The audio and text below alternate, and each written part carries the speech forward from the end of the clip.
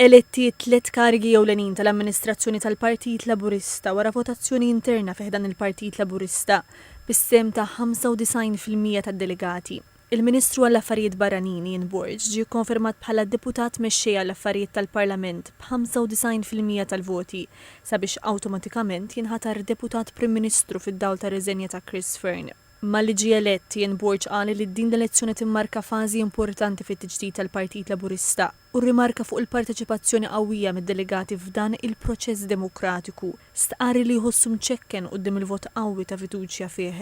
Dr. Borge żied jgħid li jilqa' din ir-responsabilità ġdida li ġie fdat biha għaliex konvint li flimkien mal-Prim Ministru Robert Abela il-Partit Laburista ser ikompli jwettaq l-aħjar politika għal Malta.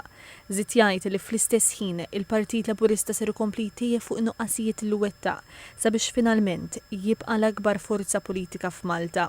Fl-istess waqt b'92% tal-voti mixħuta, l-Europarlamentari Alex Agius Saliba ġie konfermat fil-kariga ta' deputat mexxej għall-affarijiet tal-partit. Fl-ewwel kummenti tiegħu bħala deputat mexxej għall-affarijiet tal-partit, Alex Agius Saliba qal li jrid li l-Partit Laburista u ċ-Ċentru Nazzjonali Laburista jkunu magna ta' ħidma politika matul il-leġislatura kollha. Stqarr li l-akbar sfida l-amministrazzjoni l-ġdida se tkun li tara li jseħħ it-tiġdid u t-titjib. Żied jgħid li l-amministrazzjoni għandha tara wkoll li jiġu indirizzati nuqqasijiet u tkompli tibni fuq il-ħafna tajjeb li hemm waqt li sseħħ diskussjoni aktar b'saħħitha fil-Partit Laburista sabiex jissaħħu l-istrutturi u biex ir-riżorsi tal-partit jintużaw kollha mingħajr l-ebda distinzjoni. Dr. Agius Saliba qal li impenn ieħor irid ikun li l-Partit Laburista jindirizza lil dik il-faxxa tal-elettorat li fl-aħħar iż-żewġ testijiet elettorali u rrid li qiegħda titbiet miż-żewġ partiti l-kbar. Borge u Saliba ma kinux ikkontestati għal din il-kariga.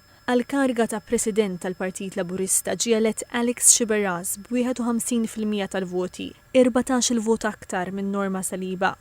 Intant, John Grech huwa segretarju internazzjonali ġdid tal-Partit Laburista kif kiseb 57.6% tal-voti filwaqt li Jorvin Buġeja kiseb 42.4%. Fl-istess elezzjoni ġew eletti 12 membru tal-Eżekuttiv minn fost 37 kandidat.